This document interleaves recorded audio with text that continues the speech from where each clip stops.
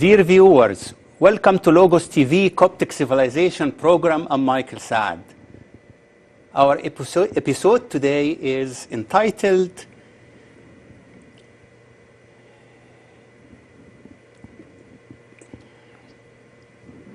Copts in Context, from Mother Irini to the Diaspora.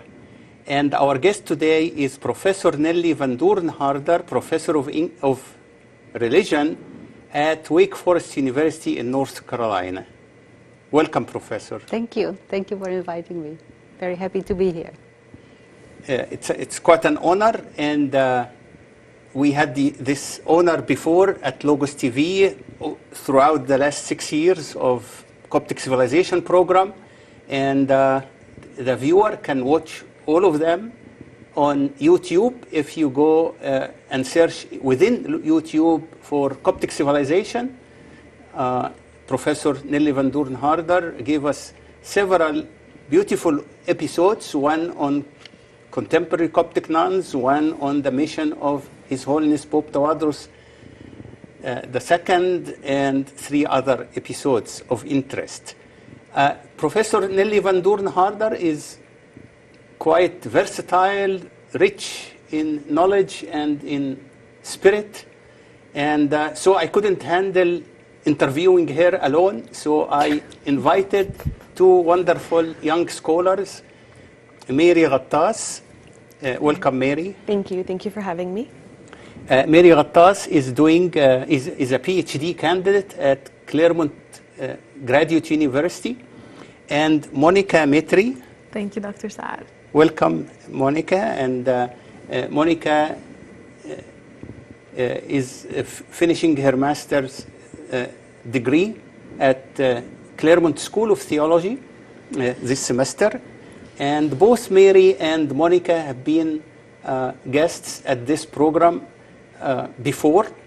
Monica was the immediate past episode on Saint Jacob of Serug and Mar Jacob of Serug, right? And Mary has actually been a co-host of a previous episode on Mama Maggie, the great the Mother Teresa of Egypt. The Mother Teresa of Egypt. Thank you. Yes. So among the 3 of us, we can hardly make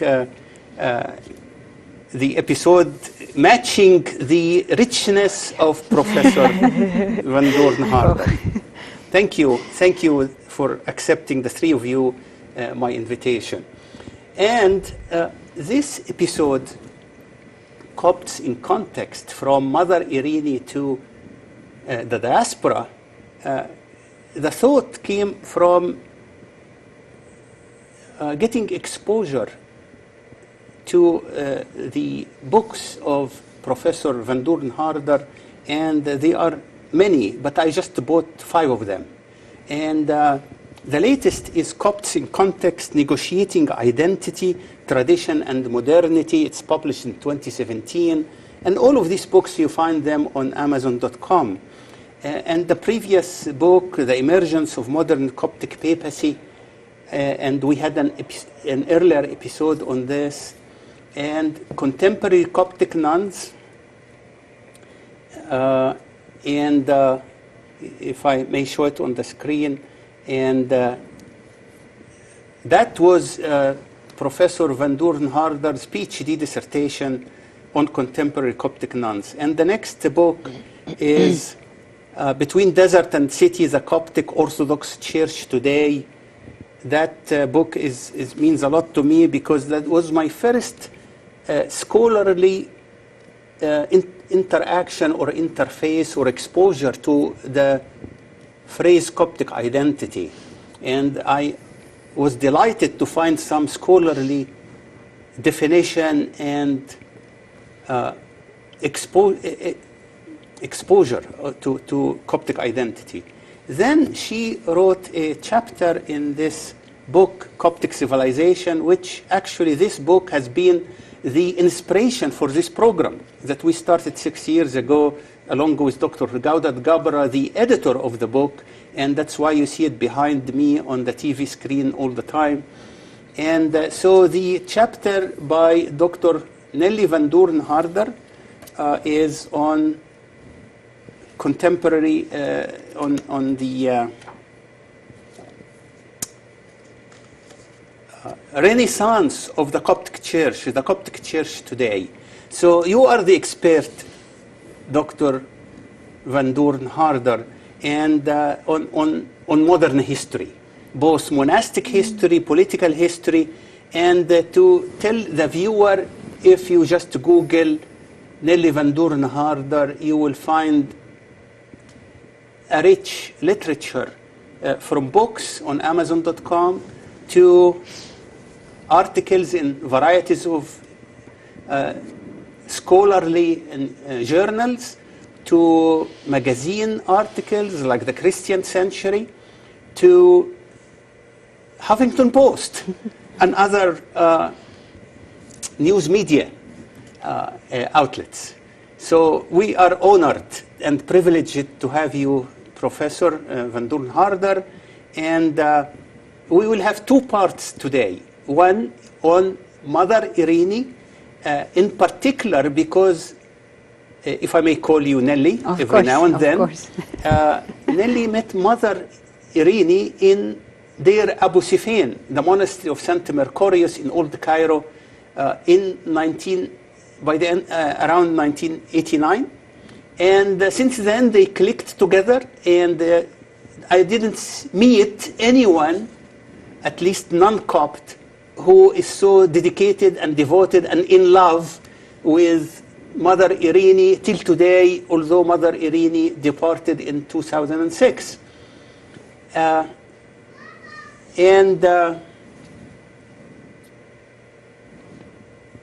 That's part one.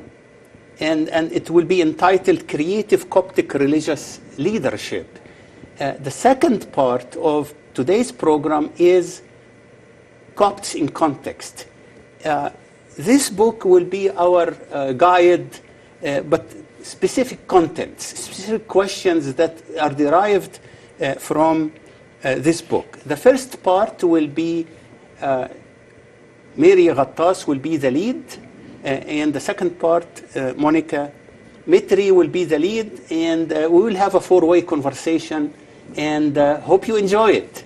And if I have one more sentence to say, that Copts in Context encompass all kinds of contexts: religious context, political context, historical, social, intellectual, artistic, musical, all sorts of contexts that come to mind.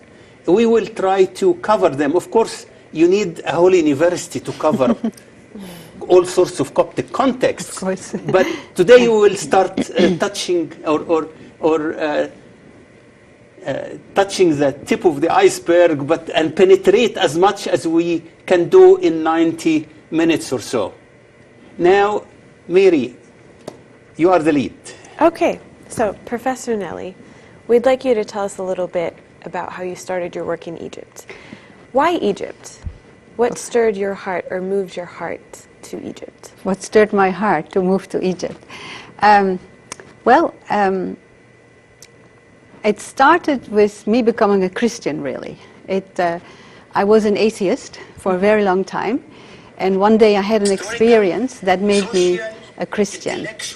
And one day I woke up and I felt if God wants me to do something to pay back, I will do that, because I felt that my life was so much richer since I had become a believer. Mm-hmm. And then, out of nowhere, came a letter in the mail asking me to come to Egypt and create a refugee agency. And so I thought, well, this is maybe, you know, be careful what you pray for, right? And so I went and I set up an agency with the Church of St. Andrews and the Church of All Saints, which was like replacing a non-governmental agency in those days, because those were not available for refugee work. And so I went to Egypt in '86, and a lot of the refugees were Ethiopian Orthodox, and I felt they needed spiritual, pastoral, and other kinds of care. And so I started to make relationships with the Coptic Orthodox Church, because that is the closest church related to the Ethiopian Church. And the first one I met was Amba Serapion, who is now here with you in Los Angeles, right? Right. And in California. And then somehow the ball started rolling, that we needed, for example, that we needed to have possibilities for the refugees to meet with some of the Coptic leaders, the Coptic, you know, maybe priests or bishops. And that is how I met Amba Athanasius of Beni Suef, who passed away in the year 2000. And he said, why don't you come visit us at the Deir Banat Mariam? And, you know, and then maybe we can see what we can do, and also especially think about the female Copts, the female refugees, the women refugees. They also needed, you know, pastoral attention. And so that is how that ball started rolling, because I went to Beni Suef, I met the sisters who were active in ministry, calling themselves Tasunis, and they said, oh, no, we're not the real nuns. The real nuns are in Deir Abu Sifein in Egypt, in Cairo, you know, Masr, Cairo. And so that is how I decided I should go to that convent. And I went to the convent, knocked on the door, and they said, who are you? And I said, well, I'm Nelly from the Netherlands. And they said, what do you want? I said, well, I just want to learn from you and get to know you and learn more about you. And then as I learned more and visited them more, I started also to visit a lot for my own spiritual, you know, strength, because working with refugees is very draining, because you see a lot of really human suffering and you cannot solve most of it, right? And so, or if I wanted a time of retreat or prayer, I would go there. And then one day I thought, I need to read about this. And so I looked up materials about the contemporary Coptic Church, and the only book I could find was a book written by a journalist, a lovely book, by the way, who was in Egypt in the 50s and early 60s. And then about the convent, all I could find was one article written in 58 or 59 by an Italian priest. And I thought, nobody knows what is happening here, nobody knows what these women are doing. It's amazing work, they have an amazing message to convey. I should really start to write about that. And so I was going to write a book, whatever anybody would say. I never thought about to make it a dissertation. And then somehow someone maybe said to me, why don't you do a PhD on this topic? And I had never thought about that. I didn't think I was much of a scholarly person, you know. And so that is how it started. And I really can say one of the reasons, because I heard Dr. Michael talk about that, you know, why do I keep going back and why do I keep continuing this work, has to do with the fact that I really learned what it means to be a Christian in Egypt, and I learned it from people like Amba Athanasius. I learned it from the nuns, that the active nuns of Beni Suef, the Tasunis, the Mukarrasat that I met later, the nuns in the different convents, because after Deir Abu Sifein I got to know many other convents. And it enriched my life so much that I continue thinking that we should share this with other people, that there's such important heritage and richness and wisdom to convey, that we should not stop conveying that. And so, you know, when Dr. Michael Saad says that I know so much about the Copts. You know far more than I do, right? You know that, right? But I am like a transmitter. I translate it to a non-Coptic audience. I transmit it somehow to people who have no idea what the Coptic Church is, what the Copts are, what they do, and about the enormous, richness that you contribute to the world today, in the past and today, and continue to contribute. So we will get to your lovely talk that you gave at UCLA yesterday, but I'm going to go off the cuff here and just ask you, how was your first meeting with Mother Irini? That was interesting. I'm not sure if I told it before on the Logos TV forum, but we have a new audience. We have a new every audience. Day. I had been many times to the convent, and until Mother Irini died, unless you had visited the convent and actually visited her, nobody had pictures of her because you could not take pictures. I mean, that was an unwritten rule. I could not take pictures, and I didn't. I mean, I obeyed that. I could not tape anything, and I could not take pictures, but I was allowed to write notes. So I had been to the convent many times, and she had assigned some nuns to me that had to help me. One was in charge of the library, and she helped me really learning about what is the Coptic liturgy, what is the Coptic history, how do the nuns fit in there, and then in those days, some of the nuns, some of the senior nuns that were helping her, they would talk to me. But I had no idea what Omena Irini herself looked like and how old she was. I just had no idea. And so one day, I was sitting in one of the lovely guest rooms, and they brought me tea and cookies. They never had coffee. It was always tea. And they said, "Oh, Lisa Schweier, wait a minute. We don't have time now. We'll have time later." So I think I sat there for several hours, really, keeping myself busy. And suddenly a woman comes in, steps into the room, sits down, and starts to talk with me. And she asked me all kinds of things. She asked me, "Oh, you are a Protestant. What does that mean? And do you know the Virgin Mary?" And she asked me about my country. She asked me about, why do you come visiting here? Why do you like this place? And I just talked with her.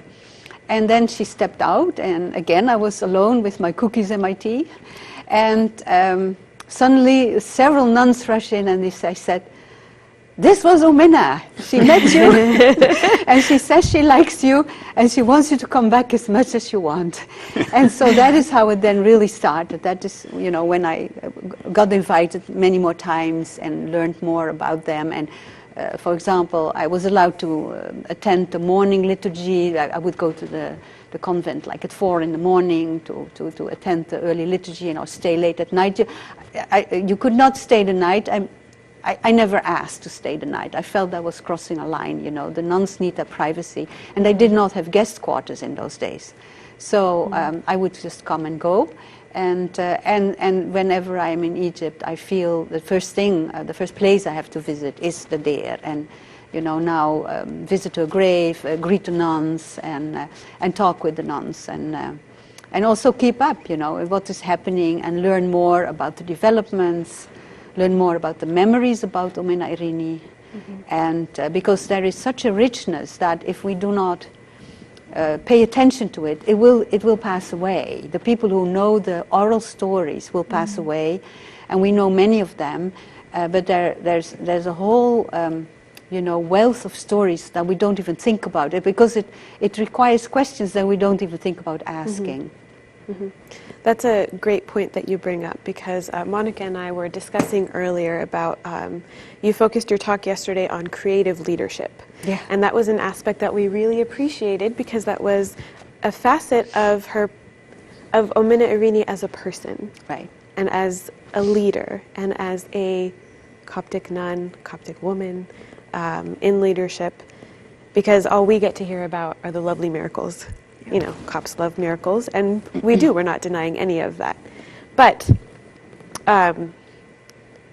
Can you tell us a little bit more about what happens when a religious person is expected to be a CEO of sorts? How do you bring those two worlds together? Because you did mention yesterday something that was very interesting, that even though a CEO functions in a very capitalist context, it is religion without a religion. So what happens when you take a figure like Pachomius, like Shenouda, like Lisa, like Omena Irini, and they are a CEO of sorts, but in a religious context? Thank you. That is a really great question. I really like that question. Well, the thing is this, that, you know, as you now all know, I'm a Protestant, and I grew up without any saints. I'd never heard of Abu Safin or any other saint, apart from, of course, Saint Mary. And to me, my big question was, you know, yes, Omena Irini was very advanced on a spiritual level. She was at a level that most of us will never reach, and she stayed on that level. But at the same time, as I spoke to the nuns, I realized that she always came back to the world, that she cared deeply about the world.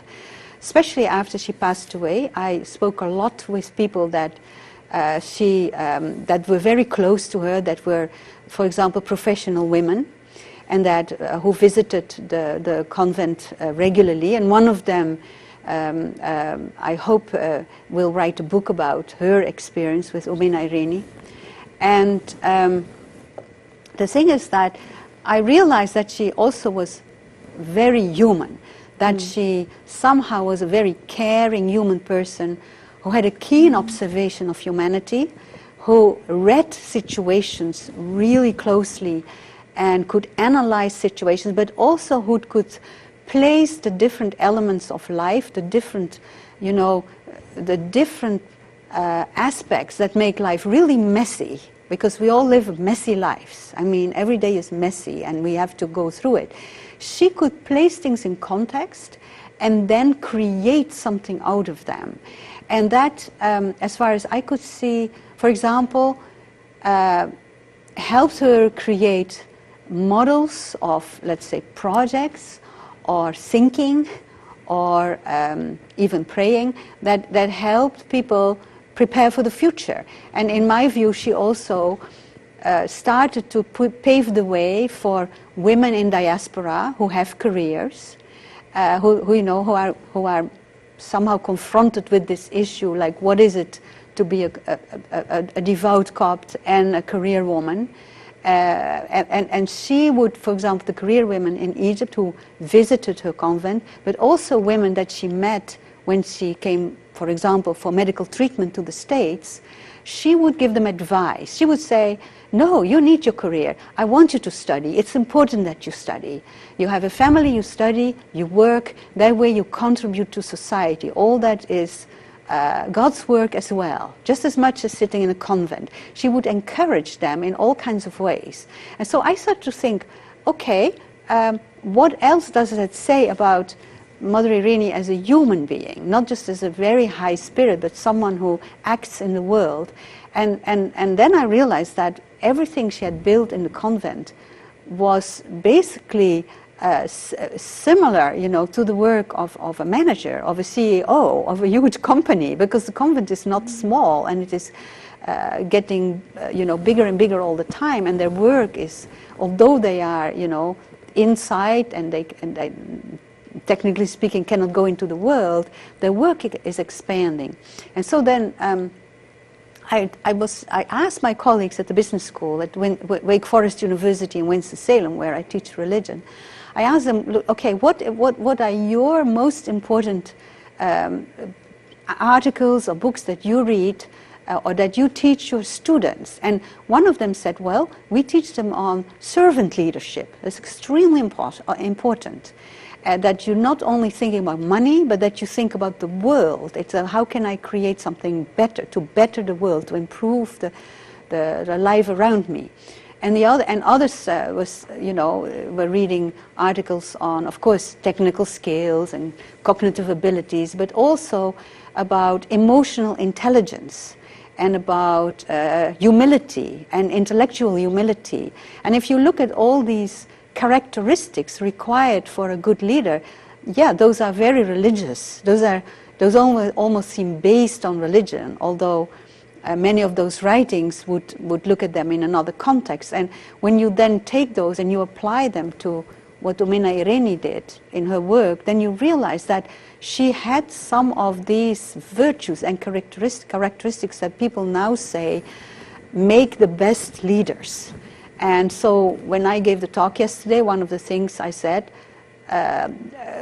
Saint Abu Seyfain will hardly come into this talk, because we know that he helped her a lot, and we have many stories about how he had, miraculously intervened when she wanted to accomplish something. But somehow underlying all this was a human being with an extraordinary vision, and who listened to people around her, who listened to the divine, who listened and observed, and that is what a good CEO does. I like that you mentioned they listened to the divine, right? And I also love your title, Creative Leadership, because I think creativity is an important role humanity has to play in participating in divine nature, or in having communion with the divine. Creativity is a gift of that.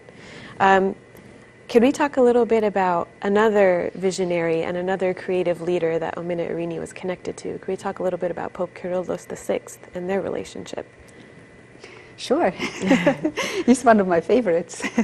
And maybe I should say now, since some of you might be listening at home, that we're going to have one of the best books on Amba Kyrillos coming out this week, written by Abuna Daniel Fanous, who wrote his dissertation in Australia about Amba Kyrillos, and it is an absolutely marvelous book. I read it. I read the manuscript, and it comes out this week in St. Vladimir's Press, at St. Vladimir's Press, and I'm so excited that finally we have a really solid and good biography of this amazing saint. Well, we know that Amba Kyrillos and Umina Irini had in common that they were not very highly educated, that they did amazing things without ever having had earned an MBA or been to business school, and that they both had in common that they were, like I say, this strong skill of observing, of understanding the times, of understanding people, of understanding humanity.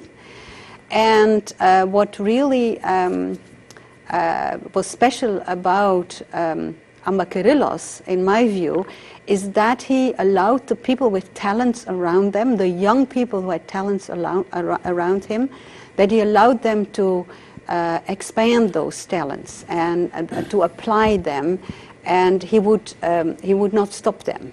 And that happened to Irini. If she had plans to renovate the convent, he would support her.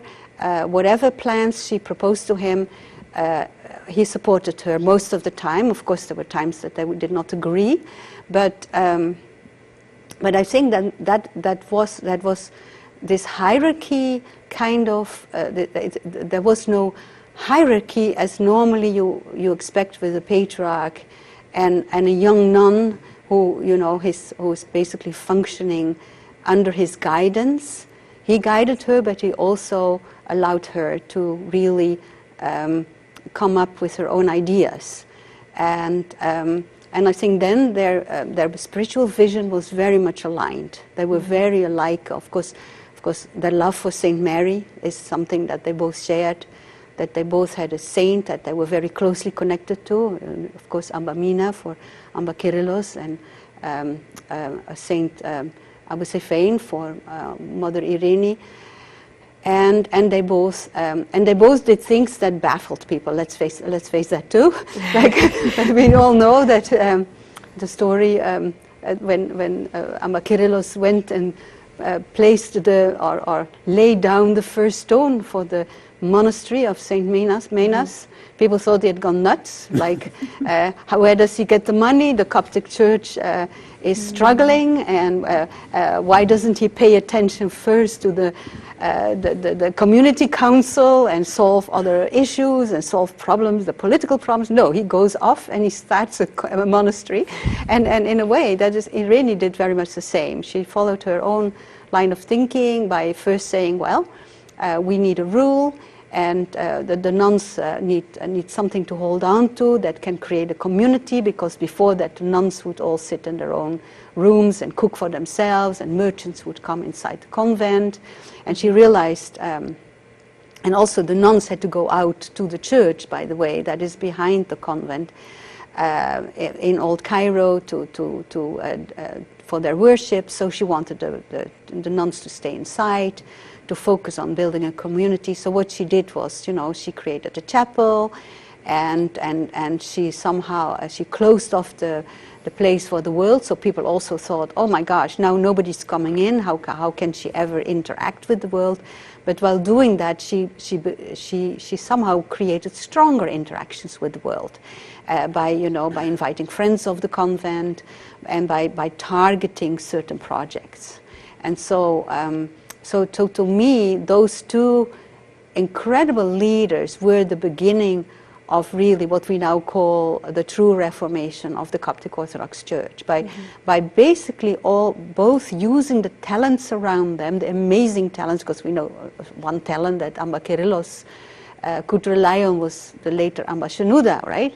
And he was there, and then had Amba Samuel, Bishop Samuel, and Amba Athanasius, and several priests who were very highly competent, and he gave them all space to develop their vision within the church and within a struggling church. Yeah. You mentioned that because they share the same context, that they went through a lot of the same changes together. They went through the same time together. You talked a lot about changing landscapes at this time in the Coptic Church. Can you elaborate a little bit more on that for us? Sure. Well, for starters, what you have especially as you have of course the Nasser presidency, and in that time we had of course several political developments, but one of the most powerful development that comes up, that starts in the 60s and becomes visible in the 1970s, is what you called Islamism. So more radical forms of Islam that are presenting themselves in Egypt, and a government that doesn't quite know how to handle this kind of what do you call it, movement, and the Copts who feel very unprotected and who feel that they are the target of what is, of attacks, of attempts to diminish their presence in Egypt. And as a result of that, in the 60s and 70s, we have the beginning of the diaspora, the true beginning of the diaspora, with Copts moving. I mean, Dr. Michael himself moved in those days, right? Moving to Europe, to America, Canada, Australia, and now all over the world. So you get a church that is no longer in Egypt, because we always forget, or we easily forget, that until that time, the church was really constrained to Egypt, for some part to Ethiopia and Sudan, but there was no mission to Africa yet, and there was very, very, very little presence outside of Egypt. And it was also Amba Kyrillos who encouraged the presence outside Egypt. He told, for example, Amba Samuel, who was then the bishop of social affairs and development, he told him to go to the United States and reach out to the students there. And the students here, like again, Dr. Michael Saad, right, would interact with Amba Samuel, and he would keep in touch with them, create lists of who were here, and that was the beginning of the Coptic Orthodox Church in diaspora in the West. And Amba Kyrillos foresaw that. He foresaw that that was important, that the church should not stay in Egypt. And we forget easily what a huge step that was for a church that always was local, always was, confined to the borders of Egypt, and like I said, somewhat outside, but not very much, to all of a sudden spread across the globe, and what that means for such a church, what that means for teaching the gospel, teaching the faith, teaching the creed, that has all kinds of deep-rooted and far-going repercussions. And so that really, he saw that and he prepared for that, as far as I can see. And then, of course, we have the formidable Amba Shenouda, who developed the current system based on that foundation. Yeah. Thanks for touching on that for us, giving us a little bit of context. Can we go back to the character studies? Oh, sure.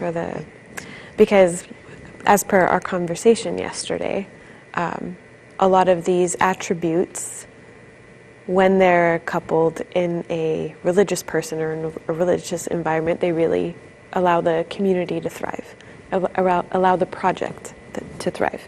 And we also talked about the monastic context and how, things like how monastics deal with excess.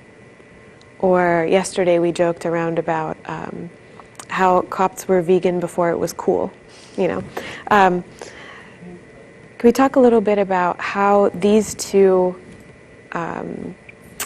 seemingly different camps come together for the health of humanity? That's a great question. Thank you. Well, for starters, I think religious models model virtues that basically are translatable to all of humanity. For example, I'm coming back to my colleagues at the business school. Humility is a very important trait to have to be a very good leader. First of all, what does humility do? What does it require to be a humble person?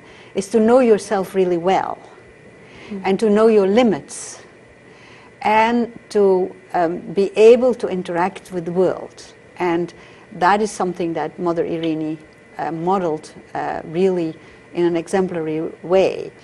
But at the same time, humility goes further. And there is now, scholars talk about intellectual humility, which is something that goes deeper and leads to a deeper understanding of the world that helps leaders, for example, in times of conflict or in times of disagreement, to somehow create cooperation and create more peaceful coexistence.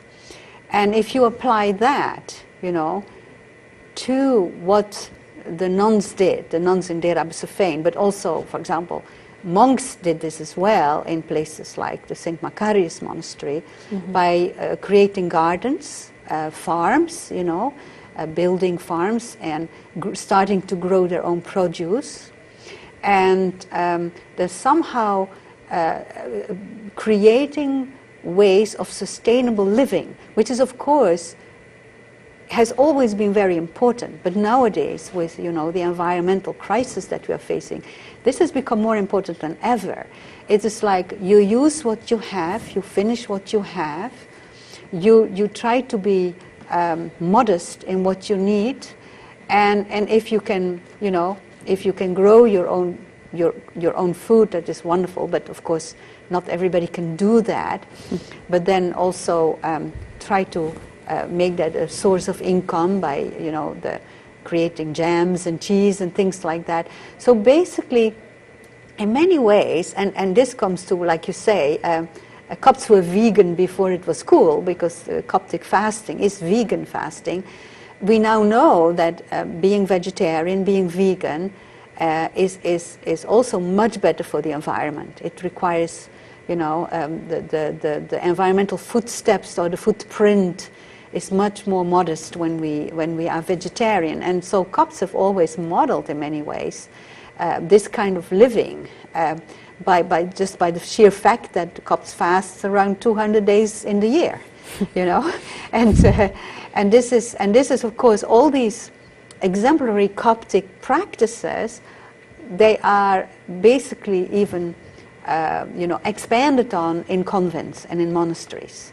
And that is why these places now have become really almost like, what do you call it? Like somehow experimental,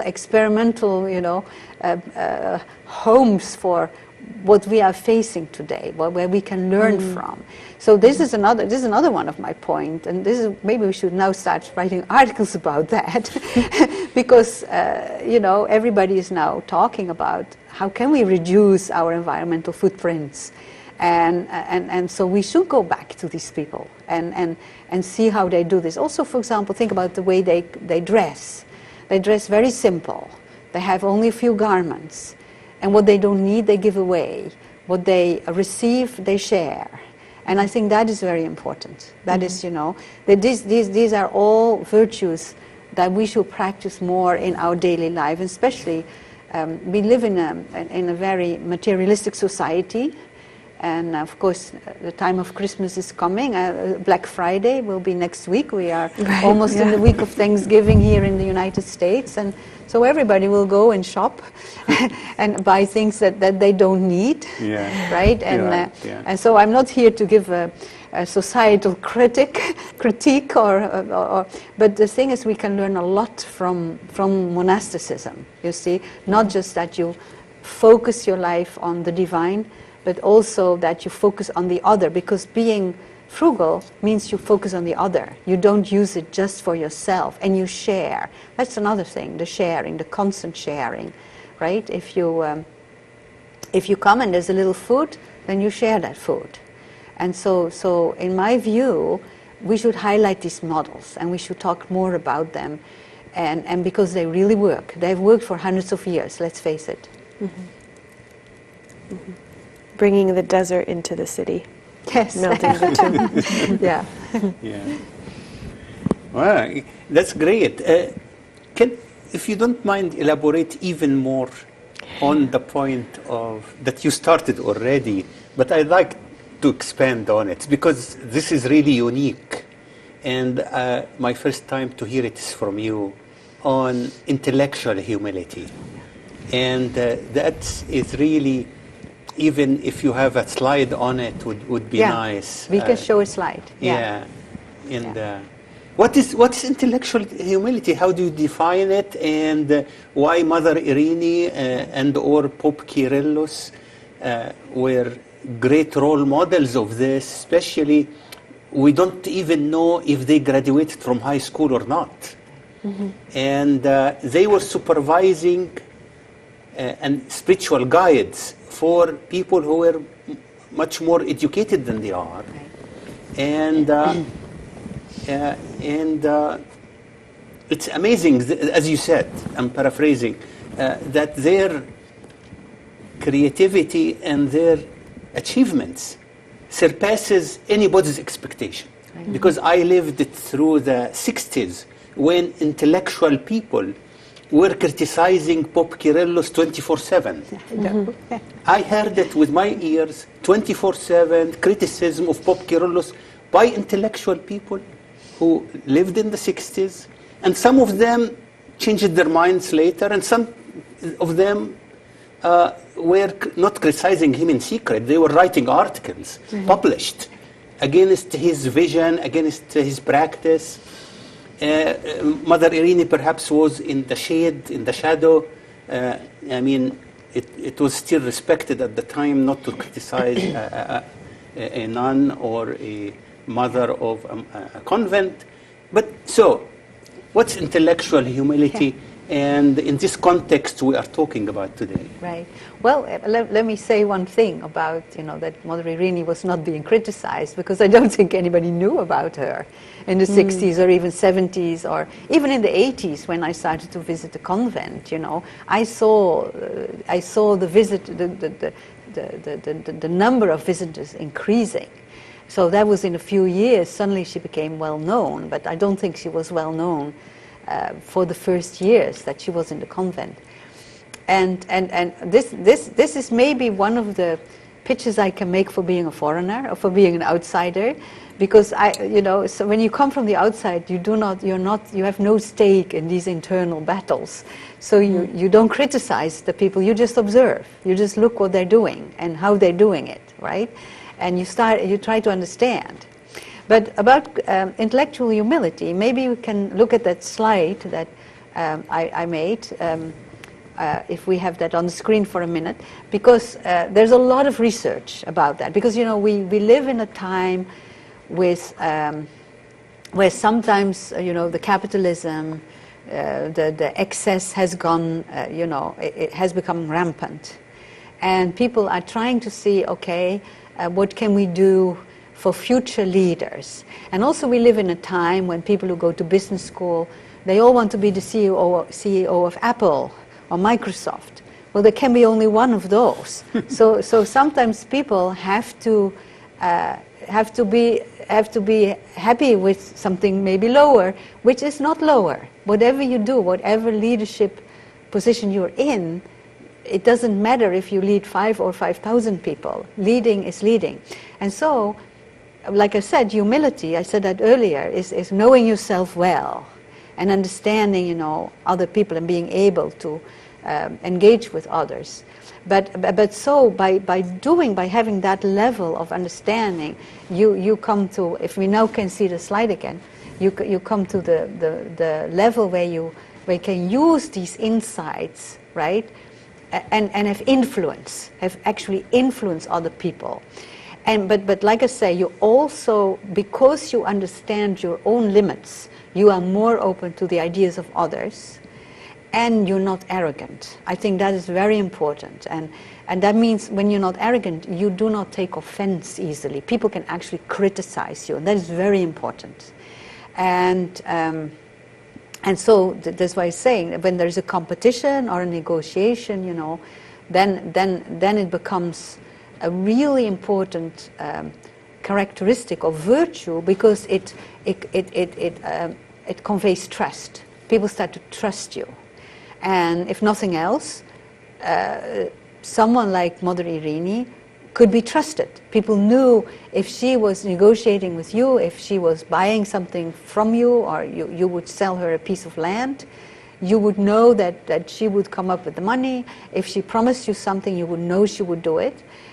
And that, of course, had to do with the fact that she was a religious person and an honest person, but also because you knew this is not something she does on a whim. She has thought about it. This is a decision she took carefully.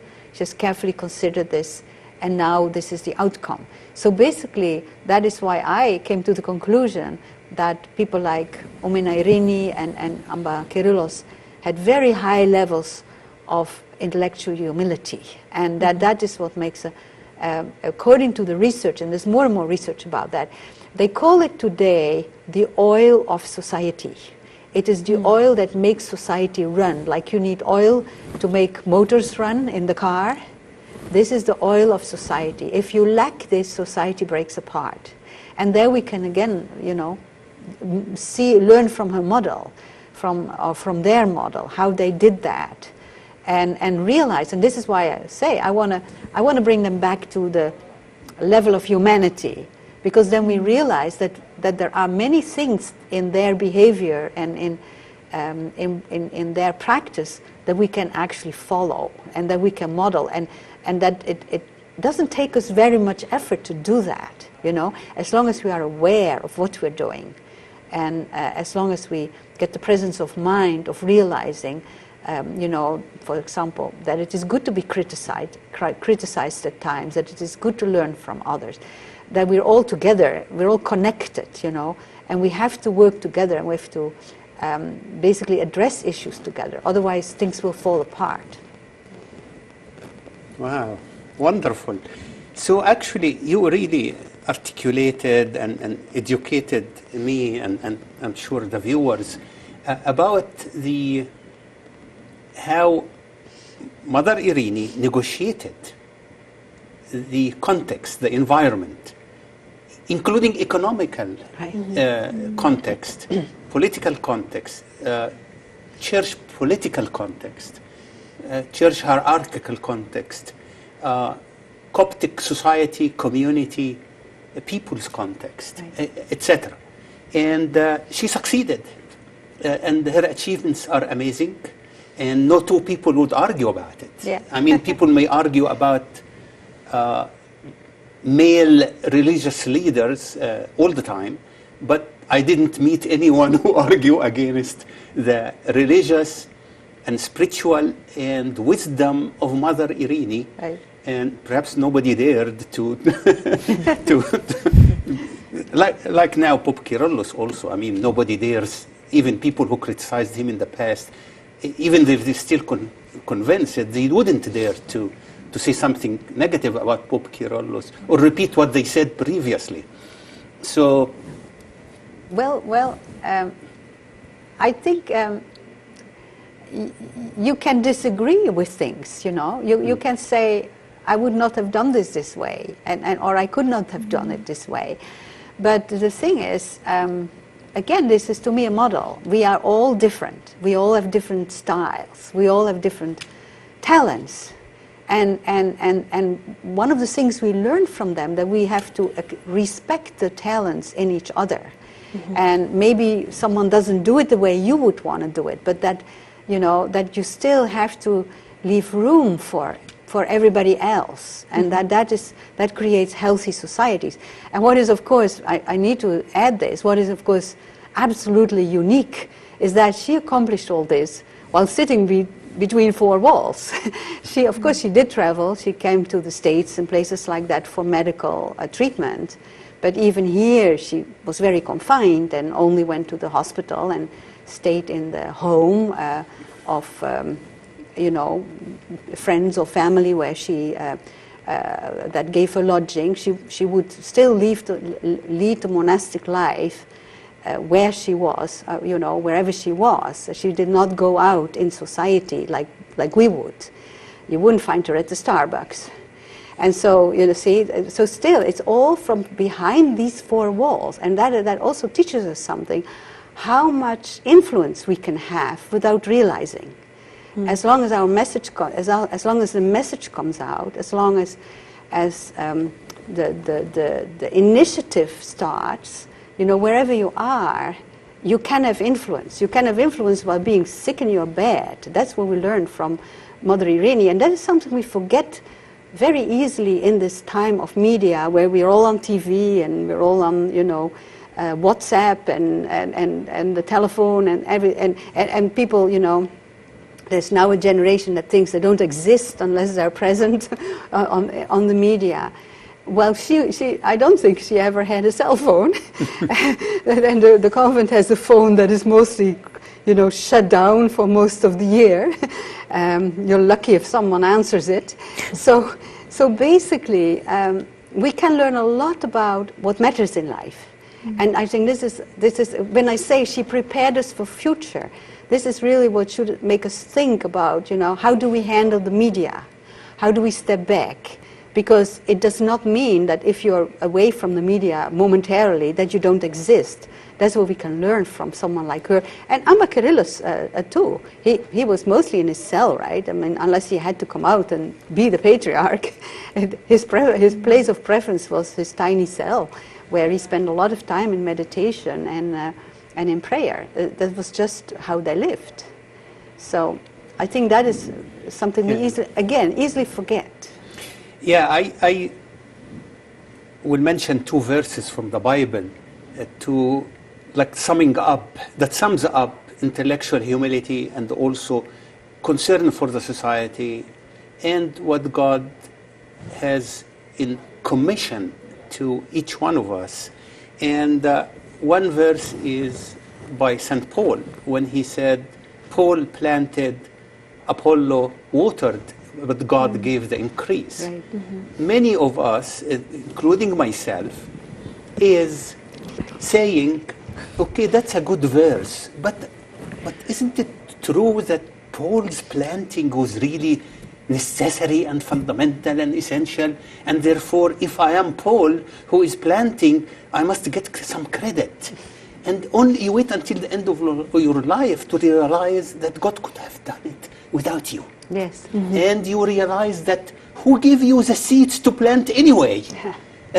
Paul did not create the seeds, but he planted, but God put in his hand the seeds. Paul planted, God gave the water to Apollo watered, and then God gave the increase. The second verse is in Ephesians 2:10, for we are his workmanship. We means Nelly, Mary, and Monica, and possibly myself. But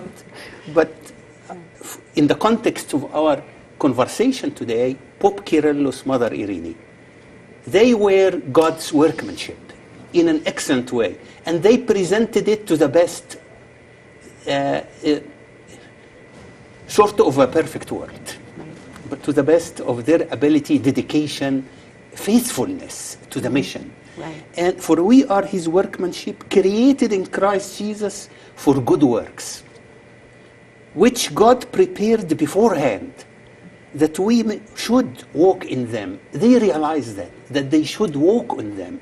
And Pope Kyrillos went to the monastery, went to the cave, went to the outskirts of Cairo, in the most rugged places, and lived in isolation, and then his light radiated.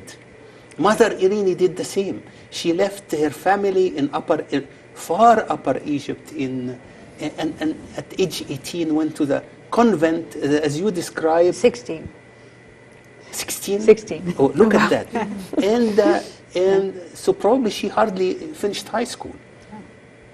And she, in 8 years, she became the head of the monastery, appointed by Pope Kyrillos. Maybe he had a vision or something.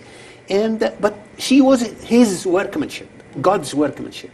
And she manifested that in so many wonderful ways that now academicians like you are studying and publishing like this book, Contemporary Coptic Nuns.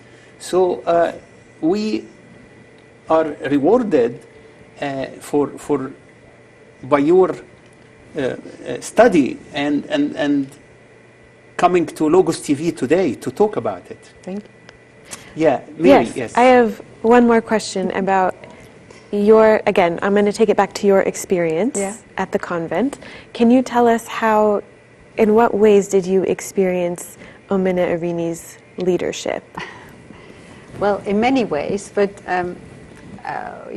apart from the spiritual knowledge that I gained through her, I learned two things that are very important.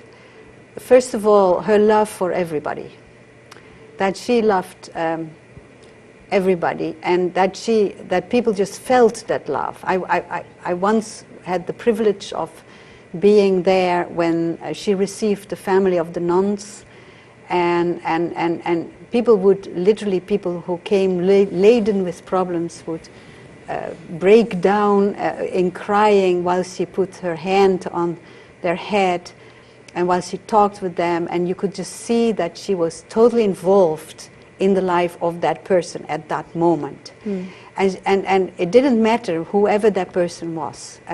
She cared for them. That was one thing. That your love for people should never be limited. It is God made everybody, and so it is all creatures count. Mm-hmm. And then the second thing is what I learned, that is it's very important when you are a good manager and leader to pay attention to detail. And maybe we can see the screen, the screen of my PowerPoint right now. For example, I find the way that she instructed her nuns, that she taught her nuns to prepare food and to present it to the guests, was always impeccable. Mm-hmm. Was always like you could have been in a 5-star restaurant. First of all, it was delicious. It's always delicious, but also the way it's being presented is just fantastically beautiful. And somehow that these small things, these small human things also matter, and she would also teach, she would tell us. For example, once I had to go to a reception, and then after that I went to the convent, so I had a dress on. I was wearing a dress that I would never normally wear to the convent, and it was really beautiful and shiny, and the nuns told me, why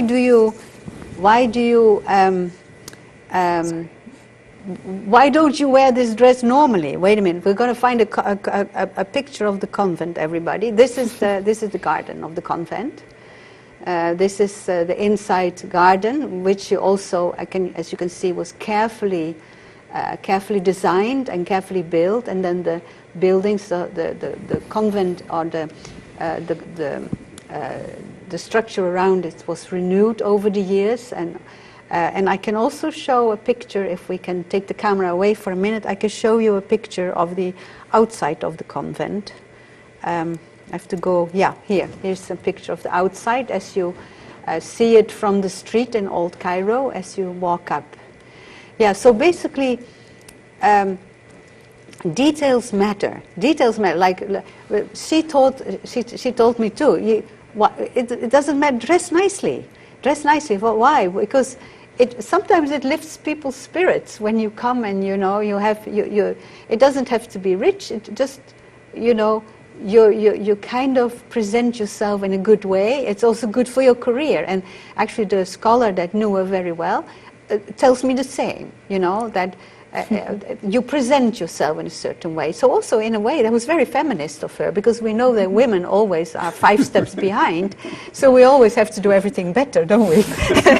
And so we have to dress better and present ourselves better. And basically the third thing, I said 2 things, but the third thing really is that everything comes in the right time, and we have to have the patience. And this is also something so difficult for us in the 21st century, to have patience, to wait for the right time, the right moment, to do certain things. And she was, of course, a master of that, to do the things in the right moment, when it would matter and when it would count. Mm-hmm. This is wonderful, and we can talk forever about Mother Irini, but we'll keep some for when we get to heaven and spend time with her. Oh, we can't wait. We can keep some for the next episode. But let me ask you one question. You, before Wake Forest University, you were professor at Valparaiso University in Valparaiso, Indiana, and Mother Irini lived in Valparaiso, Indiana. Did you meet there, or you missed each other, or she didn't live for a long time, just a few weeks perhaps, or a month, when she was under medical treatment, and she was staying with her niece. Right. So please tell us, what is this Valparaiso intersection, although it's not at the same time, but still intersection. Yeah. How the intersection is an intersection. Right. Well, I used to live in Indonesia, where I taught for 7 years at a department of theology at a Christian university. And one day, it was actually a Coptic friend sent me an advertisement for a job, and I was in Valparaiso, Indiana. I'd never heard of that place, and she said, "Why don't you apply there? This sounds like something that you would enjoy, teaching in that place. It's Valparaiso University is a Lutheran university." And she said, "One day you have to come back to the States, and this might be a very good place for you." And so we arrived there in 2009, and it is very close to Chicago. It's like 50 minutes to the center of Chicago. And several years later, actually not that long later, I learned from you, Michael, I learned from you and from your wife, Monica, that Mother Irini had a niece, Eva, who lives with her husband, Magdi. Now they live in Boston. And so I went and visited them to interview them about Mother Irini, and also learn more about how she interacted with people when she was in the States. And one day, it was over breakfast, and I'm not a very morning person, so we were both sitting with a big cup of coffee, so staring in space. And I said, "What was the most favorite place of Mother Irini in America?" And then her niece, Eva, said, "Valparaiso, Indiana." Well, that woke me up immediately. And so I said, "Where was she in Valparaiso, Indiana, right?" And she said, then she mentioned the neighborhood, and she mentioned the house. I said, "Well, that is the house, that's the neighbor. She was the neighbor of my best friends. Wow. And why did she like it so much there? Because these houses are built around a small lake. And she would laugh at night, you know, after coming back from treatment or after having stayed the day in her room. She would like to go on the lake in a little boat, and they would row to the middle of the lake and just enjoy the peacefulness of the water and the evening and seeing, you know, nature and hearing the birds. And I just could not believe that was the most favorite place in the States. It's a place where I used to live. And I could have met them there, but I must have arrived just after they moved to Boston. So. Wow, this is wonderful. Yeah. I think, I'm overwhelmed with joy and happiness. By the way, with great intellectual, spiritual satisfaction and enjoyment and delight. So we may conclude. You have one more picture. Shall we end with a picture of, this is the convent in Sidi Krir, and look how beautifully it is designed and how fantastic, how beautiful the gardens are laid out. And she started this from scratch. She started from scratch. Right. There's nothing there. Nothing there. Looking out over the ocean. The Mediterranean. Yes, Mediterranean. Yes. It's fabulous, the architecture. If the viewer can Google the convent in the North Shore, I think that they call it, or Sidi Krir, you would see more of it. And so we are concluding part 1 to our viewers, and we are talking about Copts in context, from Mother Irini to the diaspora. Copts in context is the whole life, the whole being. And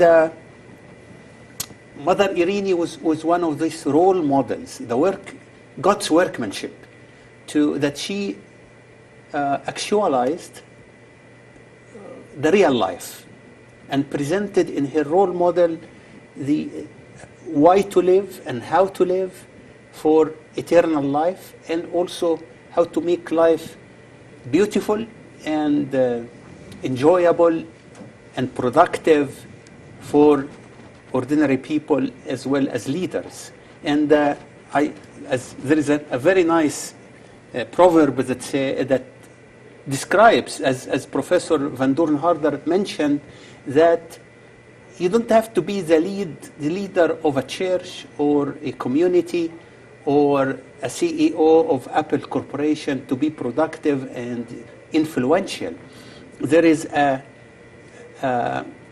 saying that I really admire, which says, people who change diapers change the world. And I really believe in that. People who change diapers change the world. And the role model of Mother Irini and Pope Kyrillos, because God picked them while in this low-level activity, like King David in the Old Testament. God picked the little boy who was attending a young shepherd. So we are his workmanship. He can form us in the way he can be glorified in our works, and our productivity does not come from our abilities or our wisdom because we lack all of that. But he, the divine Heavenly Father, bestow upon us grace and fruits. We will move to part 2 with Copts in context, and take the template of this wonderful book published in 2017, Copts in Context, Negotiating Identity, Tradition, and Modernity. And Monica will be the lead in that part, and we'll take an not intermission, so stay with us, but enjoy yourself with the following music by St. Kirill Coptic Choir in London, conducted and directed by Dr. Michael Hinen, who has been our guest in previous episodes. And they will sing the Coptic liturgical hymn, E Parthenos, which is sung on during the liturgy on Christmas Eve, and it is about Saint Mary. And but I wanted to point, why did we choose it? Because it shows the musical context of the Copts in the diaspora. So from Mother Irini connecting to St. Kirill Choir in London, you can make the link, 1 or 2 or 3 hubs, you know. So we are all connected. Right. And in the musical context, Coptic music is as ancient, it has roots in ancient Egypt. So not only we are connecting geographically or in our modern time, or from Mother Irini to Dr. Michael Hinen to the diaspora, but also we are connected historically over thousands of years. So vertical and horizontal connectivity, it's wonderful. Let us watch this musical context with E Parthenos.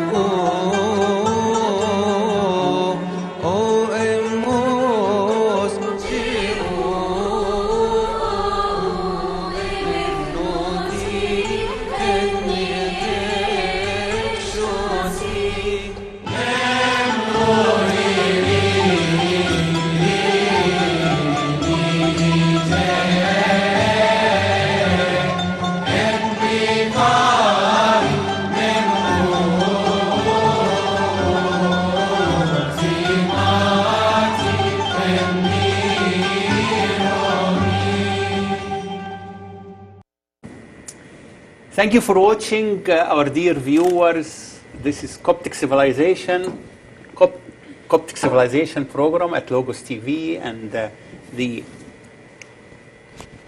topic today is Copts in Context, from Mother Irini to the Diaspora. And our guest today is Professor Nelly van Doorn-Harder, and co-hosting here is Mary Ghattas and Monica Mitri, and I am Michael Saad. And part 2 is about this, about items from this recent book published in 2017, and the editor is Professor Nelly van Doorn-Harder, and the book came from a conference that was held at Wake Forest University in 2010, and His Eminence Metropolitan Serapion of Los Angeles was the keynote speaker at the conference, and the conference was organized by Professor Nelly van Doorn-Harder, and from that conference the participants contributed to this book. So if I may ask you, Professor van Doorn-Harder, what was tell us a little more about the conference and the keynote speech, and especially you acknowledge the keynote speech that it has something meaningful, and you remember it with for its intellectual and spiritual value. Right. Well, in 2008, you might remember, we had the Coptic Congress in Cairo, and that was the first time that we had a panel on contemporary Coptic issues. I organized a panel at that time, and I had asked together, I had tried to, somehow invite people that were working on contemporary issues, and some of them I did not know at the time.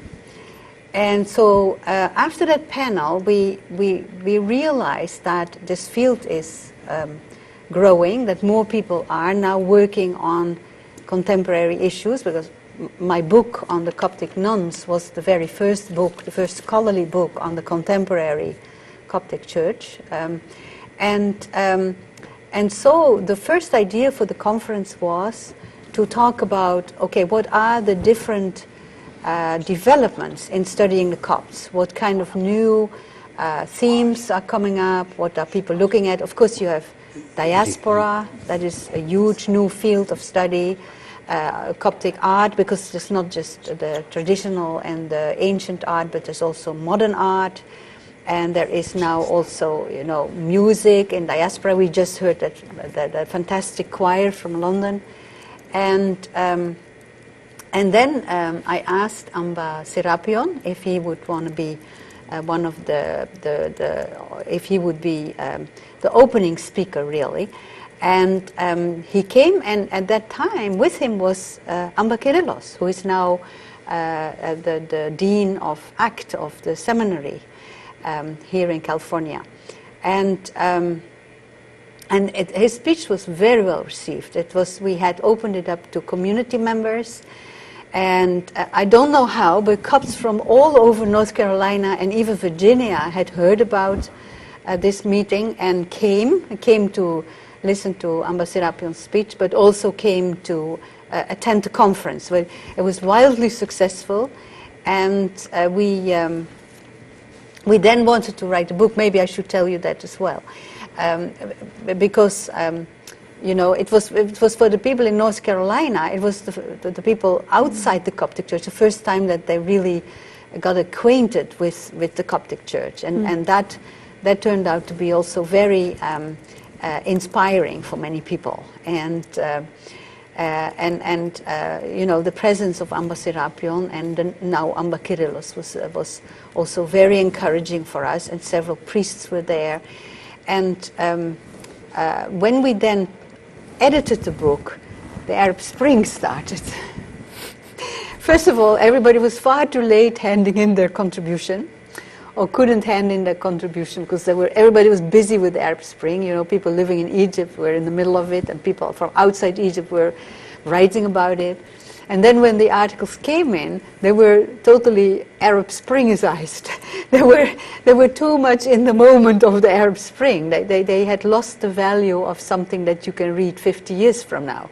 So I sent them back, and people had to rewrite. And a lot of people rewrote their article considerably. And so that is why it took till 2017. It took us 7 years, you know, a little bit like Jacob working. But before we could finally come out with this book. But at that moment, the question had changed. It was no longer so much about the development of Coptic studies, but also one of the main questions that then came to the fore was really, again, Coptic identity. Because Arab Spring, if nothing else, one of the things that was very prominent was, you know, your identity as a Copt. What does it mean in Egypt? Your identity as a youth in the Coptic Church. What does that mean for your, you know, agency in joining the political scene? So there were so many new topics that we then used the original theme, but we highlighted the fact that it should be about identity. That became really the binding factor of the book. Thank you, Professor Van Doorn. Let me just say that I loved reading this book. It was a fascinating read, and I did have the pleasure of reviewing it for Reading Religion. I know. That was really good.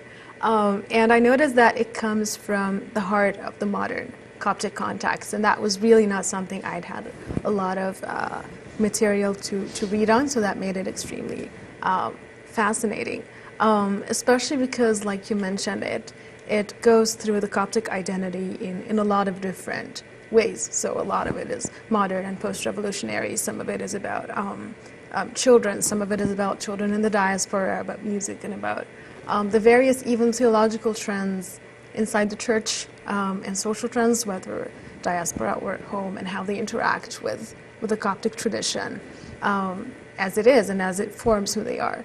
So you were mentioning right now that, interestingly enough, the intended audience at first was non-Copts. Although when I was reading it, I felt that its audience can be more than that. Like, I felt that you could be talking to the academia and on the ground. You could be talking to Egyptians and non-Egyptians, Copts and non-Copts. So how do you see that the book has gone into that?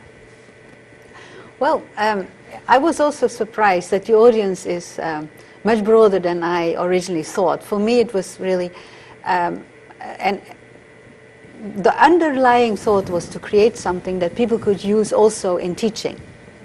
And I myself, although in my university I cannot teach courses on just Coptic history or just the Copts of Egypt, but in courses on the Middle East, for example, I can add some of the chapters from this book. For example, the chapter on the Zabalin, you know, and the whole history with the culling of the pigs in 2009 by the government. And also the article, that there's an article in it about the role of the youth in the revolution.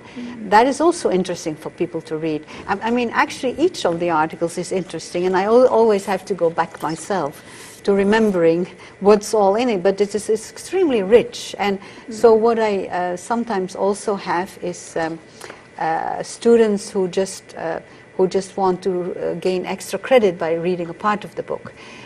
So basically, it was written for a broader audience, but that basically can be in the classroom. That it is not just a book, you know, for a very small number of specialists. Because to me, it is very important that also the story of the Copts, if you say Middle Eastern studies or history of Islam in Egypt or the history of Egypt, to me it is very important to insert the Coptic point of view, the Coptic reality in that story. I think that is really important. And so one of the things that we did do, as you can see, is also look at how tradition functions. For example, we have articles in it, or I have articles in it, that seemingly are about topics that are, purely archaeological or traditional. Such there is a wonderful article by Darlene Brooks Hedstrom, Reconsidering the Emergent Monastic Landscape. But that, for example, talks a lot about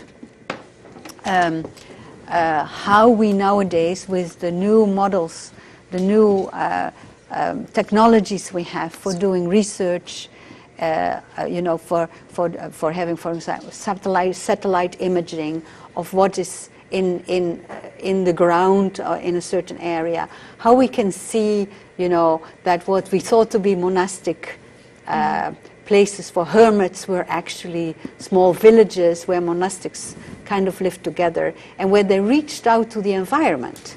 So basically, on the one hand, it is connected with identity, because this research is all about the Copts, and it's about, you can only find most of the archaeological treasures in Egypt, but at the same time, again, it teaches us about the rest of monasticism, about the role of monastics in the ancient times that we didn't know about. So far we could read manuscripts, we could read, for example, letters like the letters of Saint Shenouda, but we couldn't see their material space, what that meant, to be a monastic. So this is basically what we also tried to do in the book, to show how things connect to a broader world, and how the Copts actually, people might think they're isolated and they're in Egypt, but that there is this connection with the rest of the world that goes much deeper than we actually think.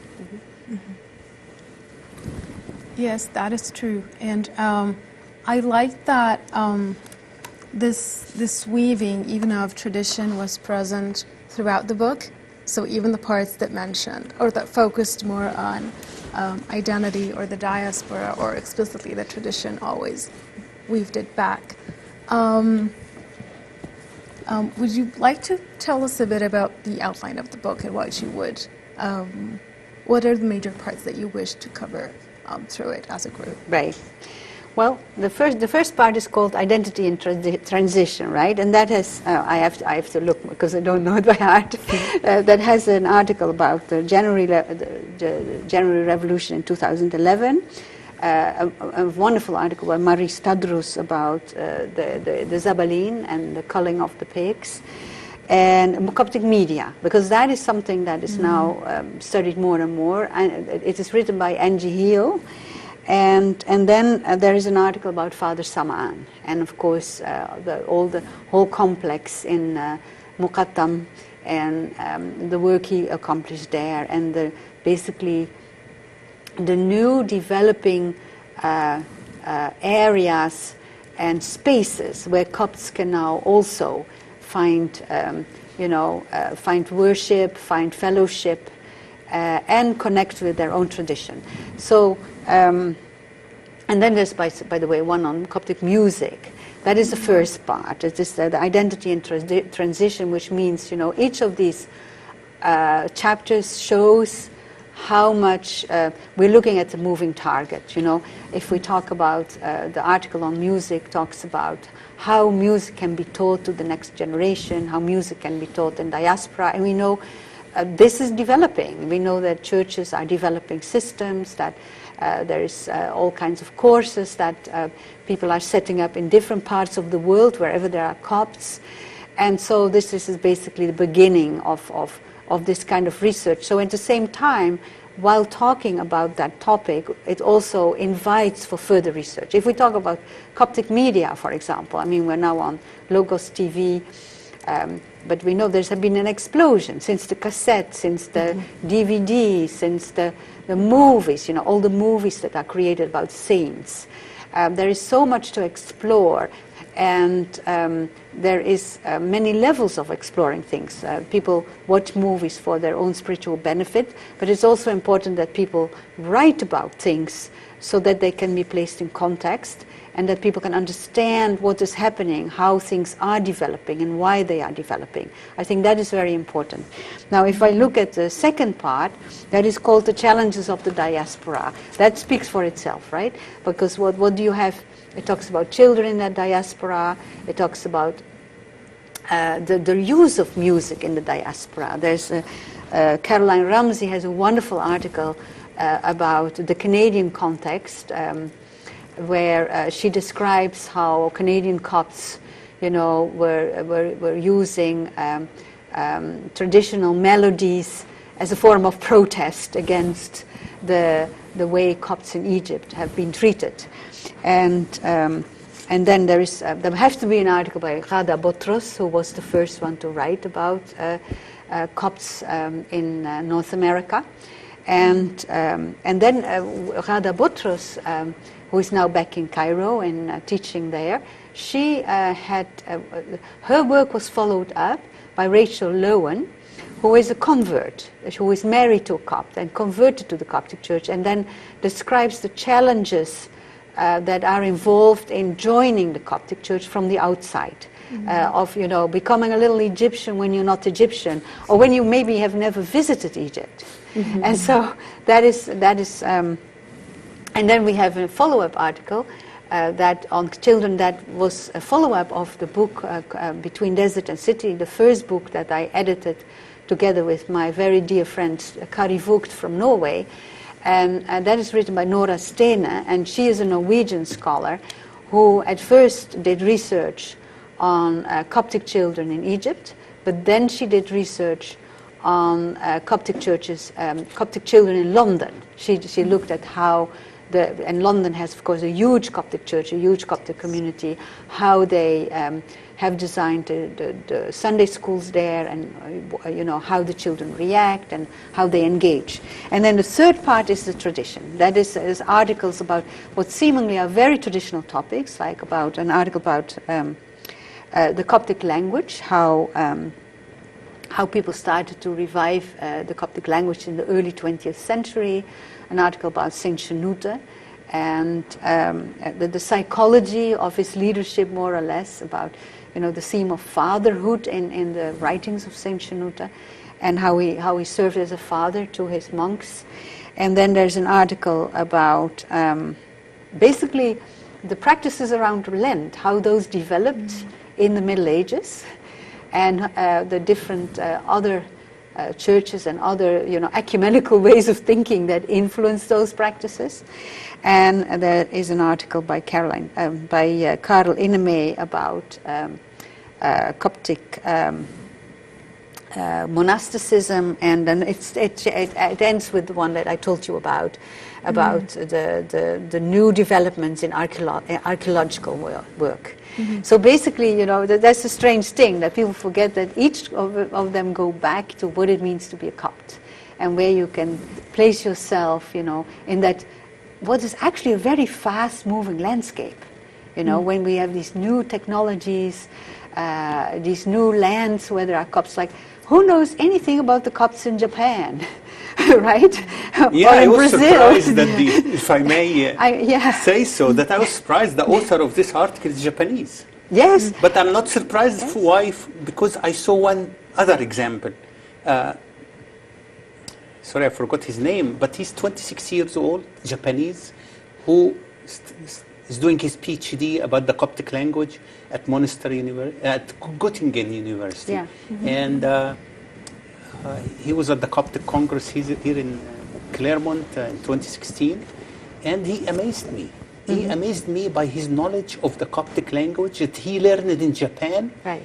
and then moved to Germany to do the PhD there. So I'm not, in a sense, I'm surprised. Well, there are two Japanese. So that tells us something about the Coptic language. Right. And right. it's beyond me to explain it now, but or any time. Right. But sorry to interrupt and mention this. I couldn't resist. No. This Okay. is my point. Yeah. You are talking.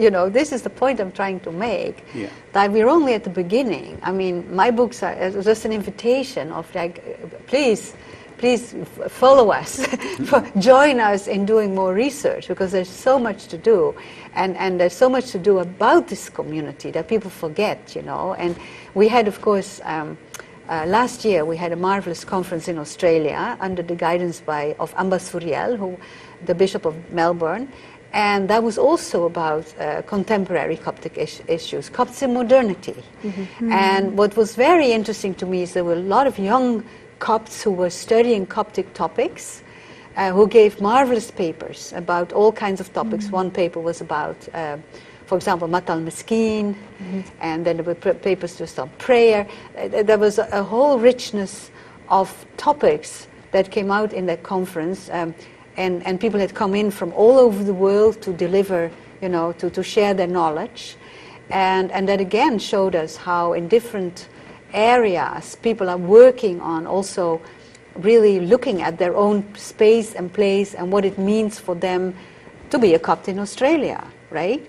And how to position themselves. So there's a lot going on. So there will be a time that we need books about Copts in every community, in every country, in so many countries.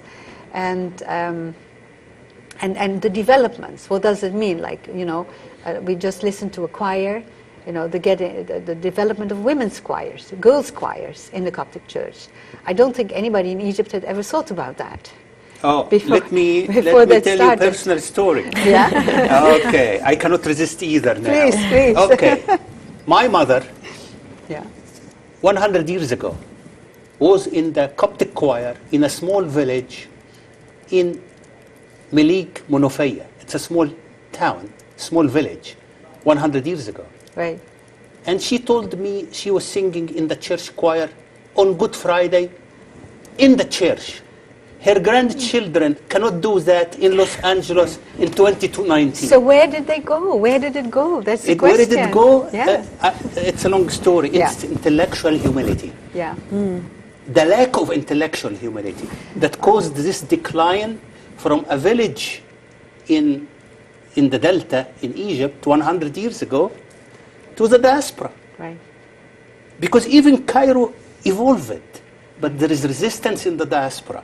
For one, that's not our topic today. No. But I couldn't resist telling you my story. Yeah. If I knew where I am today, I would have asked my mother for more details. Yes. But 50 years ago, she was just telling me a story. Right. It didn't click in my mind to ask her, tell me details, how old were you? Right. But she was still in the village Coptic school as a young girl.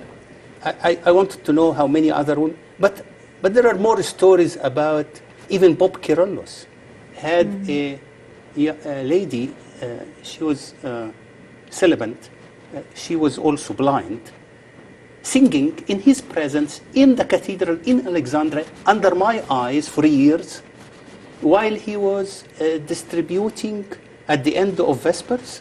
He would stand and 1 hour of people receiving in line, receiving the blessing. And this lady, whom I knew her personally, she was friend of the family and from my father's parish. And she became friends with Pope Kyrillos, uneducated young lady who became blind from childhood. And she was author of melodies or lyrics. And she would sing them in her own creative music. And he invited her to be by his side singing for years. Right. And now we cannot do this in Los Angeles because of the lack of intellectual humility. No, by the way, not by the clergy, by the congregation. Well, I don't know about that. I don't know anything about that, Okay, Michael. that's Michael Saad's assessment. Let me say something. This invites us, as a scholar, I immediately think, this invites us to have an article about this lady and to figure out what the history was. Who was she? How did she become so, competent in music? And how could she make her living by singing in the church as a blind woman? And what was her relationship with Amba Kyrillos? And by retrieving history, we might then find something that helps us today. I am the only living person who can tell you much more details on this, because she was a friend of the family, meaning she stayed with us. My mother and sister was her closest friends. She would confide with my mother in every aspect. And so we were family. Wow. And by some means, she became acquainted with Pope Kyrillos, and he would listen to her for at least half an hour talking. And people would be waiting for, her name was Faya Kamel, and she would talk to him, and he would invite her. And by the way, against the resistance of some ma'allimin, cantors were resisting that. I'm talking about 1960, Right. and under my own eyes. So, but Interesting I hope this is in the story. context we're talking Yeah. about. Copts in context. Yeah, Yeah. right. Yeah. Okay. Thanks Well- for opening the subject. And maybe Monica has something else to ask or to say. Yeah, I think that this point that was raised goes into two other major points that we were just discussing. You know, one is the boom in Coptic studies, which is actually also booming in Egypt as well. Like, I know that over the past 10 years there have been more conferences. There have actually been like more departments of Coptic studies that open in Egyptian universities. So it's interesting that it's booming both inside and outside. Right. And actually, that also raised the point that, you know, the Coptic identity as addressed in the book today is actually an identity that is in flux. It's in tension. It develops. Maybe it regresses at some point, but it's not stable. And so, the lovely thing about this book is that as it examines that, it's also like a snapshot in time, and maybe it's something that one can look at in 10 years and be like, that was very valuable because we could see at that point what was happening. Right. Yeah. Well, and that's another thing, that contemporary research is always a snapshot in time, right? That you, for example, people say, oh, my book on the nuns, that's old now. It's true, it is old, but it's now history. You know, I observe things that many of the people I observed are no longer with us, have passed away. And so, so basically we always, this is the value of anthropology, of sociology, of observing things that we see in our lifetimes, so that we can then go back and see what changed and how things changed. And yeah, I think that the Coptic community, as many communities that live in diaspora, are very fast-moving targets, because you have to react to your environment, you have to react to the new country and the new culture, and at the same time you want to hold on to your own background and your own tradition and your own history, and you want to keep that alive. And at the intersection of those two issues, you get very creative and very interesting developments. For example, to me, a very interesting development is that so many young Coptic scholars are starting to study, you know, the tradition. And like you yourself, Monica, you yourself have been studying a manuscript from the Syriac tradition, but that was available in Arabic, right? And so that is how it must have been read by the Copts. So the next step would be, did the Copts use this? Did the Copts use this, this writer? What was his name again? Jacob of Sarug. Jacob of Sarug.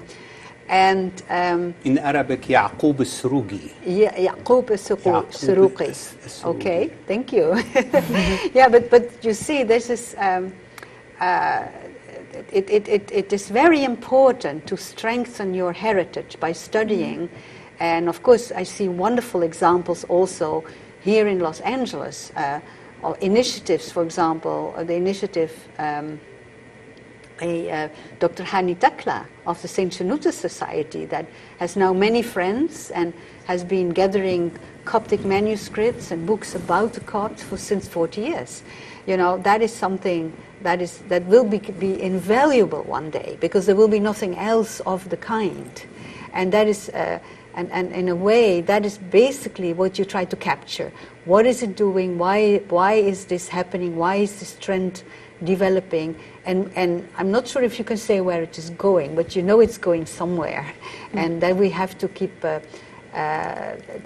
in touch with that, keep studying that, keep reading about that, and also to understand the community. And I think also there's something else. When I look at other communities in diaspora, I won't mention communities, several break up. Because they get, you know, they go in diaspora and the churches break up because of internal conflicts about all kinds of points. And what I see is the way the Copts study their history, study that tradition, transmit that tradition, engage with it, the Coptic Church is still one church, and that is very, very admirable. And that is also, you know, the foundation of that is also being laid by lots of scholars, by people like you, Mary and Monica, who study the Copts and present, you know, modern and ancient details about that, and that continues to grow as a foundation for a strong church in diaspora that can stay one, that can remain a church guided by the patriarch in Egypt, in Cairo. Mm-hmm.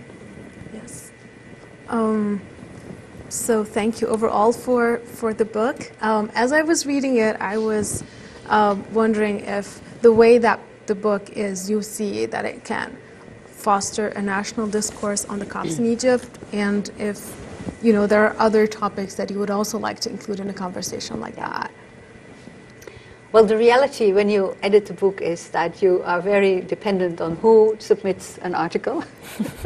There were several articles, several chapters in here that didn't make it because they were they just didn't fit, and there were several articles that were not delivered. Some of the people who were originally present at the conference did not manage to write an article for the book, or a chapter for the book.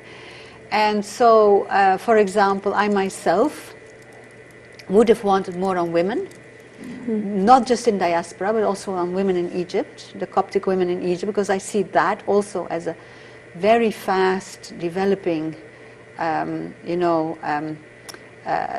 very fast changes are happening in the development of the roles of women. We can always discern between the liturgical roles of women and other roles of women. The liturgical roles are just basically still in the domain of the priests, and that is the case in many churches. But at the same time, women have incredible contributions on other levels. We just heard one of the woman chanter. Yeah. You know, nobody ever told me about her. I would never know that there was a woman chanter had you not told us this today. And then also another topic to me that's very important is the very fast-moving developments in ecumenical life. We know that Pope Tawadros has already visited Pope Francis, and that Pope Francis has been to Egypt several times, and so there are, a closer relationship between the Catholic and the Coptic Orthodox Church, and trying to overcome a very painful history among the two churches, and there are other topics that we couldn't touch on because we simply didn't have anybody to write an article. So maybe in the next book, one of you can write a chapter. You know, like for example, we need to know more about new converts to the Coptic Church. How do they negotiate this new identity of suddenly indirectly belonging to a country, like I said, that they might never have visited? And what about Copts who want to be Coptic but find it very difficult to identify with or abide by the strict rules of the church or the strict hierarchy, or who want change and feel frustrated but don't know how to, how to go about bringing up issues that will really lead to certain change. So there's many topics that we could not touch on, and that might be, the next book. Another very important topic is something that is now being developed in Australia, in the Coptic Seminary in Sydney, where they are preparing a website that will present the writings of contemporary Coptic leaders. So the writings of people like Amba Samuel, who was murdered at the time that Saad was murdered, so whose writings could easily disappear if they would not scan them and put them online. And then they plan to translate things, and then maybe do more research on it, maybe even have conferences about certain people. For example, we have, of course, Pope Shenouda, who was a very prolific writer, we have now more about Amba Kyrillos, but he didn't write very much himself, but still, if you count it up, there's a lot of materials from him and written by him. Different bishops who were very influential, who really contributed a lot to Coptic life. And so if we do not start to gather those works, and I love the idea to put them in one place so that scholars can use them and publish about them and analyze them, then they will be lost. Because once these people pass away, there's most of the time people living with them or around them do not remember to gather up the materials that are in their homes or that they might have been working on. And then, and for example, when I was in Melbourne, I heard what was most possibly the very last presentation of Amba Epiphanos, who was murdered 2 weeks later, which really is still a big shock to all of us. But he gave a marvelous paper, an absolutely marvelous, from a scholarly point of view and from a spiritual point of view, paper about the teachings of Mat al-Miskin. And it was very moving to hear, this very learned bishop talk about the leader, or his predecessor, basically, in the monastery of St. Macarius. So I don't know, maybe you, Monica, you have ideas about, and maybe even Mary too, or Asad, or Saad, sorry, Michael Saad, I said Asad, about things that we should actually add in future to our research. Right. Yeah. Please, yeah. Yes, I was mostly concerned, like you mentioned, with things like ecumenism and the interreligious relationships of Egyptians, especially with Muslims in their context. So thank you very much. We've really enjoyed this discussion, and well, we sure do hope to see a part 2 of Copts in Context soon. It's been our joy to co-host you and discuss your book. Would you like to give us a concluding remark? Well, I count on you. I invite you at this table here. I count on you in being part of maybe a follow-up volume or a follow-up meeting.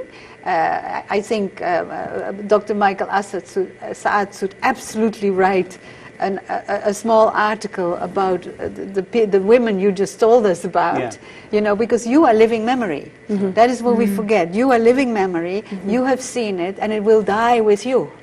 And so this is, and I invite everybody who's watching to think about that, because some of you might remember things that are normal for you, that you never thought about, nobody else knows about, and it is very important for the Coptic heritage to somehow make sure that others know about it. Either you write them down or you contact a scholar and say, I have this story I would like to tell you.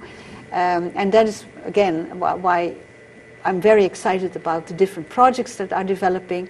We're also hoping, by the way, that in 2022 we will have a follow-up of the Melbourne conference on Copts in modernity.